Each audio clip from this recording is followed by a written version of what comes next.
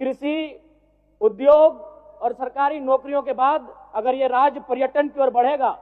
तो इस राज्य के युवाओं को हम लोग एक बेहतर अवसर दे सकते हैं। उसके लिए सबसे पहले मैं माननीय मंत्री जी का आसन के माध्यम से शुभकामनाएं देना चाहूंगा, चूंकि वो एक गिरिडीह से आते हैं और गिरिडीह का मतलब ये होता है गिरी माने पहाड़ और डी माने एक पहाड़ों का स्थल। अध्यक्ष महोदय, मैं खेलकूद पे बात करना चाहूंगा,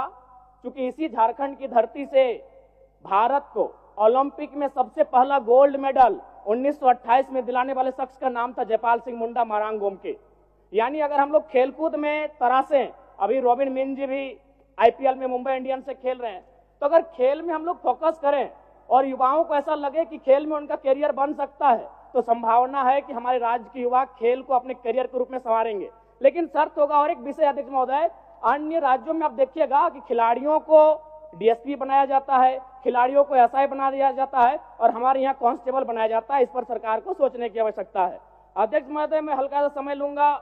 कला और संस्कृति में, क्योंकि झारखंड जब आंदोलन अलग राज्य की लड़ाई हो रही थी, उस समय जब शाम होता था तो आंदोलन करने के बाद जो हमारे आंदोलनकारी होते थे वो एक अखाड़ा लगाते थे और उस अखाड़े में मांदर की थाप होती थी, झूमर होता था, नटवा का नृत्य होता था। कहीं ना कहीं कला संस्कृति का भी झारखंड आंदोलन में बड़ी भूमिका रही है। इसीलिए मैं आसन के माध्यम से सरकार से ये मांग करता हूं कि झारखंड के जो शिल्पी और कलाकार हैं उनको बंगाल सरकार के तर्ज पर प्रोत्साहन राशि दिया जाए। इससे कलाकारों का भी सम्मान मिलेगा और झारखंड की कला संस्कृति को